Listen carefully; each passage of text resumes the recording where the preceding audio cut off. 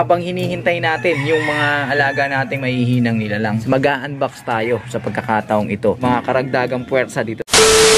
Magpa 5:30 na ng hapon. Kaya tayo umakyat dito sa ating kulungan sapagkat ay kinuha ko yung ating dalawang ibon. Si Naruto at saka yung pares nitong anak ni Angel. Alright? So nandito sila ngayon sa ating training box dahil resume na sila mag-training ngayon. Ang bitaw, Pililla, Rizal. Kung hindi ako nagkakamali, nasa around 40 kilometers air distance, more or less yung layo niyan mula dito sa ating flyer slope. Ang huling lipad ng mga to ay sa Tanay Rizal. Medyo matagal-tagal na yun mga kalapatids. Yung naglilipad pa tayo nun sa norte, si Jessie at saka si Zomba.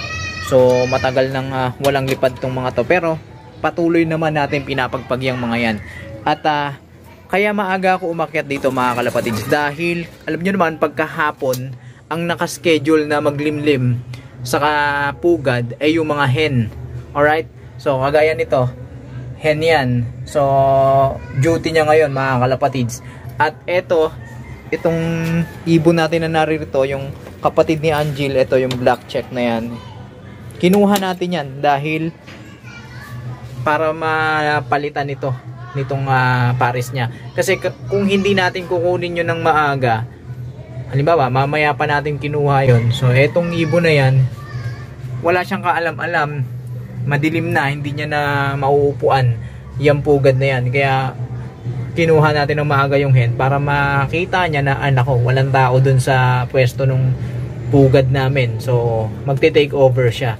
At yun nga yung nangyari mga kalapatids. Sayang hindi ko na videoan yung ginawa kong pagkuha kasi nga nagpatuka ako, so tumayo yung hen, sinamantala ko na yung pagkakataon, kinuha ko na siya, and then eto pinakita ko sa kanya na wala nang nakapwesto dun sa pugad. So ayan, nag-take over na siya.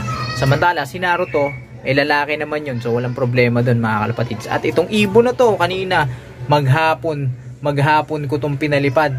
Simula natin sa umaga, nag-toss tayo, alas 10 nagparonda uli tayo, alauna nagparonda uli, alas 3 nagparonda, at alas 5 ayan, bugbog sa kalilipad itong ibon na to.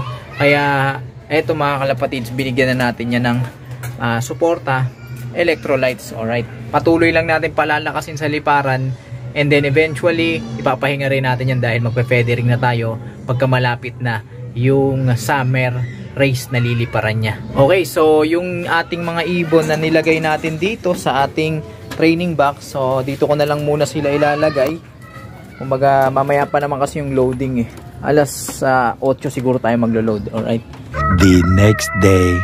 Good morning mga kalapatids, abangan time. Silipin natin ang oras, alas 8 in punto ng umaga. At hanggang ngayon wala pa ring abiso yung ating club kung anong oras nila pakakawalan yung ating mga alaga dun sa release area. Ang dahilan, masyado pang foggy yung paligid at low visibility ang kalangitan. Makakaapekto yan dun sa ating mga ibon, lalo na sa mga ganyang nagsisimula pa lang, mga bagito pa, yung mga isinasampa.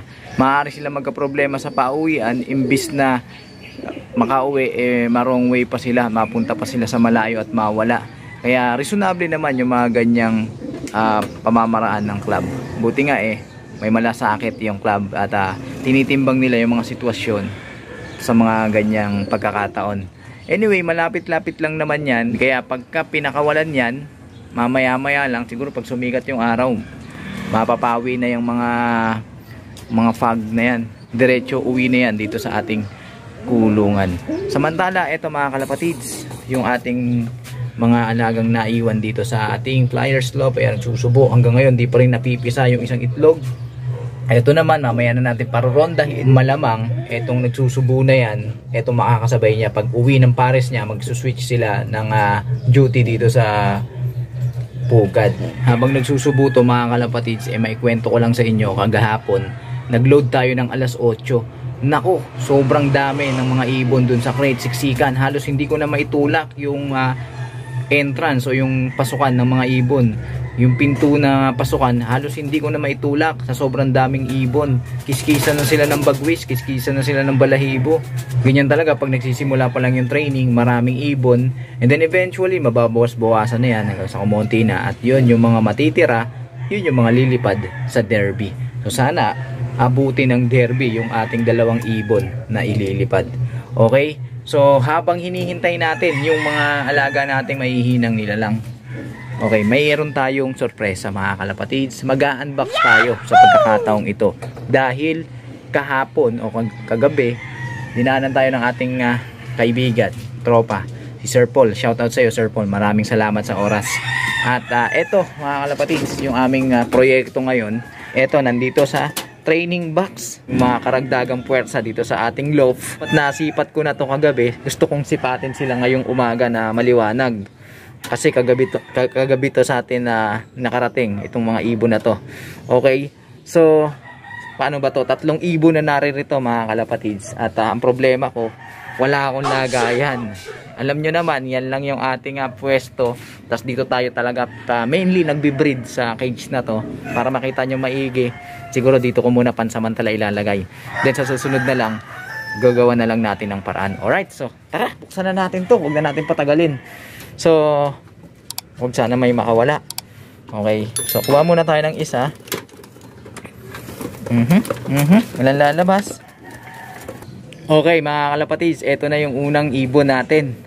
At ayan, isa itong hen. Yung size niya ay medium size. Alright.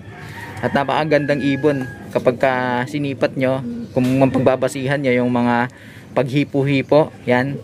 Ayan, hindi naman papahuli itong ibon na ito mga kalapatids. At higit sa lahat, galing ito dun sa linyada ng ibon ni Sir Mike Alcantara. Yung kilalang kilala sa larangan ng OLR, yung kanyang mga ibon. So, Alcantara bird, itong hawak natin. Black check, kakulay nung ating inililipad na si Tifa. Oh. At mayroon din siyang kidlat. Ito ba yung white light? Hindi. Alright. So, lalagay na muna natin siya dito sa ibon natin na to. Ayan mga kalapatids, nilagay ko na tagpares. Yari tayo nito. Sana wag muna patungan dahil i-cleanse pa natin yan sila. Ihahanda pa natin sila. So wag na natin patanggalin. Kuha ulit tayo dito ng isa para may panabla dun sa ating breeders cage. Ito yung pangalawang ibon mga kalapatids. Napakaliit na ibon. At napakagaan. Parang itim na rin siya mga kalapatids. Ano ba tawag sa kulay na to? Comment nyo nga. May hina tayo sa kulay eh. Alright, so ito yung pangalawa. At stitch about small size. At napakaganda. Hen din yan mga kalapatids. Ayan, 3 na sila. Ang gugulo na. Diba? Ito kasi, ano to eh. Yung ibon natin eh. Makulit. So kunin na natin yung isa dito para may panablang lalaki. At ito naman mga kalapatids, ito maganda. Ang ganda-ganda nito. Uy! Ito yung ikatlo mga kalapatids. Naku, baka mawala. Ayusin ko muna yung pagkakahawak. Napakalakas pumiglas. At mukhang old birds na to. Pero base dun sa ring niya, 2001. So breeder's age na. Napakaganda nito. Gusto kong buklatin yung pakpak. White light to eh. Tapos may white top yung ulo.